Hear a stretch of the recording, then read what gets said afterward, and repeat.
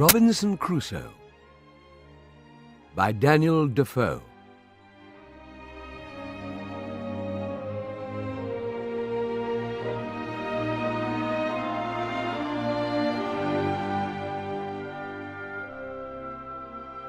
I was born in the year 1632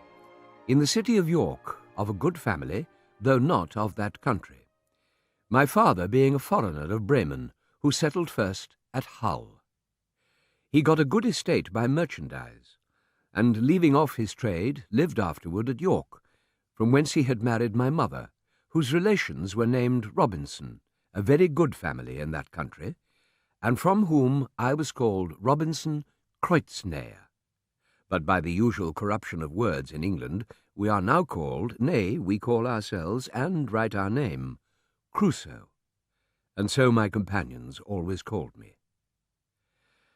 I had two elder brothers, one of which was lieutenant colonel to an English regiment of foot in Flanders, formerly commanded by the famous Colonel Lockhart,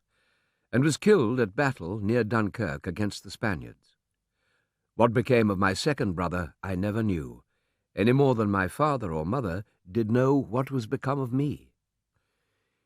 Being the third son of the family, and not bred to any trade, my head began to be filled very early with rambling thoughts. My father, who was very ancient, had given me a competent share of learning, as far as house education and a country free school generally goes, and designed me for the law. But I would be satisfied with nothing but going to sea, and my inclination to this led me so strongly against the will, nay, the commands of my father, and against all the entreaties and persuasions of my mother and other friends, that there seemed to be something fatal in that propension of nature, tending directly to the life of misery which was to befall me. Being one day at Hull, where I went casually, and without any purpose of making an elopement that time, but I say being there, and one of my companions being going by sea to London in his father's ship, and prompting me to go with them, with the common allurement of seafaring men, viz., that it should cost me nothing for my passage, I consulted neither father or mother any more, nor so much as sent them word of it,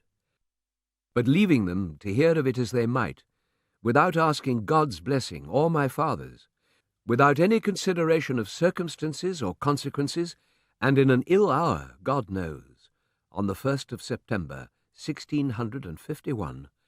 I went on board a ship bound for London. 8 years I then spent at sea, until, in September 1659, I found myself outward bound from Brazil for the Guinea coast on a slaving expedition. Our ship was about 120 tons burden, carried 6 guns and 14 men, besides the master, his boy, and myself. We had on board no large cargo of goods, except of such toys as were fit for our trade with the negroes, such as beads, bits of glass, shells, and odd trifles, especially little looking-glasses, knives, scissors, hatchets, and the like. We had very good weather, only excessive hot, all the way upon our own coast, till we came the height of Cape St. Augustino, from whence, keeping farther off at sea, we lost sight of land and steered as if we were bound for the isle Fernando de Noronha, holding our course northeast by north and leaving those isles on the east. In this course we passed the line in about 12 days' time, and were, by our last observation, in 7 degrees 22 minutes northern latitude, when a violent tornado, or hurricane, took us quite out of our knowledge. It began from the southeast, came about to the northwest, and then settled into the northeast, from whence it blew in such a terrible manner that for 12 days together we could do nothing but drive, and scudding away before it, let it carry us whither fate and the fury of the winds directed. And during these 12 days, I need not say that I expected every day to be swallowed up, nor indeed did any in the ship expect to save their lives. In this distress, the wind still blowing very hard, one of our men early in the morning cried out, "Land!" and we had no sooner run out of the cabin to look out in hopes of seeing whereabouts in the world we were, but the ship struck upon a sand, and in a moment, her motion being so stopped, the sea broke over her in such a manner that we expected we should all have perished immediately, and we were immediately driven into our close quarters to shelter us from the very foam and spray of the sea. It is not easy for anyone who has not been in the like condition to describe or conceive the consternation of men in such circumstances. We knew nothing where we were, or upon what land it was we were driven, whether an island or the main, whether inhabited or not inhabited. And as the rage of the wind was still great, though rather less than at first, we could not so much as hope to have the ship hold many minutes without breaking in pieces, unless the winds by a kind of miracle should turn immediately about. In this distress, the mate of our vessel lays hold of the ship's boat, and with the help of the rest of the men, they got her slung over the ship's side, and getting all into her, let go and committed ourselves, being 11 in number, to God's mercy and the wild sea. For though the storm was abated considerably, yet the sea went dreadfully high upon the shore, and might well be called den wilde zee, as the Dutch call the sea in a storm. And now our case was very dismal indeed, for we all saw plainly that the sea went so high that the boat could not live, and that we should be inevitably drowned. As to making sail, we had none, nor if we had could we have done anything with it. So we worked at the oar towards the land, though with heavy hearts, like men going to execution. For we all knew that when the boat came nearer the shore, she would be dashed in 1,000 pieces by the breach of the sea. After we had rowed, or rather driven, about 1.5 leagues, as we reckoned it, a raging wave, mountain-like, came rolling astern of us, and plainly bade us expect the coup de grace. In a word, it took us with such a fury that it overset the boat at once, and separating us as well from the boat as from one another, gave us not time hardly to say, "O God," for we were all swallowed up in a moment.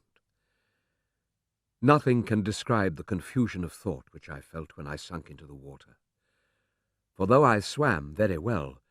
yet I could not deliver myself from the wave so as to draw breath, till that wave, having driven me, or rather carried me, a vast way on towards the shore, and having spent itself, went back, and left me upon the land almost dry, but half dead with the water I took in. I clambered up the cliffs to the shore, and sat me down upon the grass,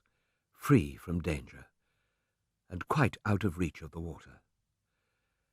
I was now landed and safe on shore,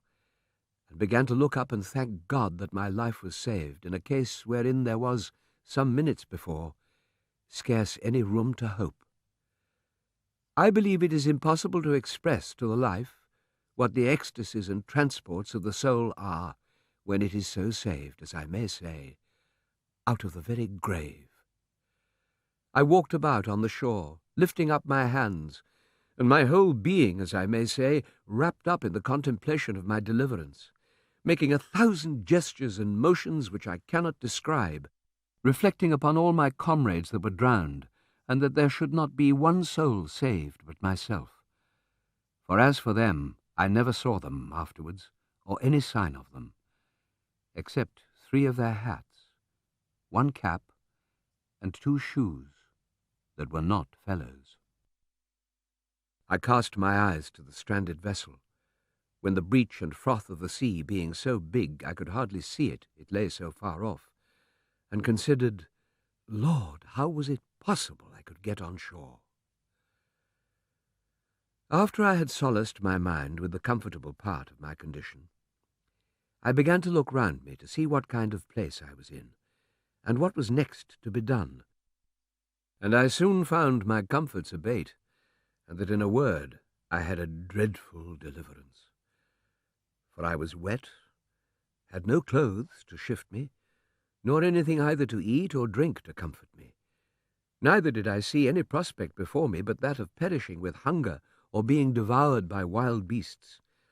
And that which was particularly afflicting to me was that I had no weapon either to hunt and kill any creature for my sustenance, or to defend myself against any other creature that might desire to kill me for theirs. In a word, I had nothing about me but a knife, a tobacco pipe, and a little tobacco in a box. This was all my provision, and this threw me into terrible agonies of mind,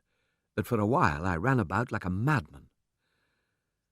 Night coming upon me, I began with a heavy heart to consider what would be my lot if there were any ravenous beasts in that country, seeing at night they always come abroad for their prey. All the remedy that offered to my thoughts at that time was to get up into a thick, bushy tree, like a fir, but thorny, which grew near me, and where I resolved to sit all night and consider the next day what death I should die, for as yet I saw no prospect of life. I walked about a furlong from the shore to see if I could find any fresh water to drink, which I did, to my great joy, and having drunk,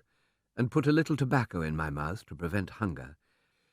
I went to the tree, and getting up into it, endeavoured to place myself so as that if I should sleep, I might not fall.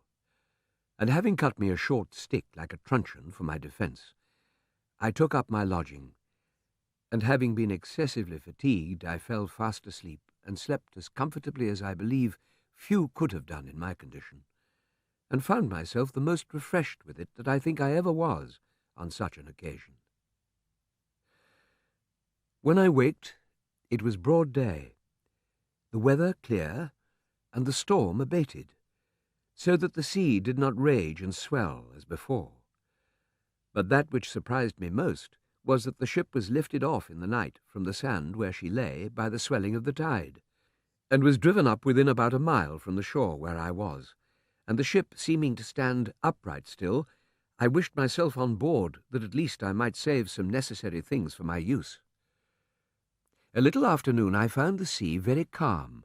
and the tide ebbed so far out that I could come within a quarter of a mile of the ship.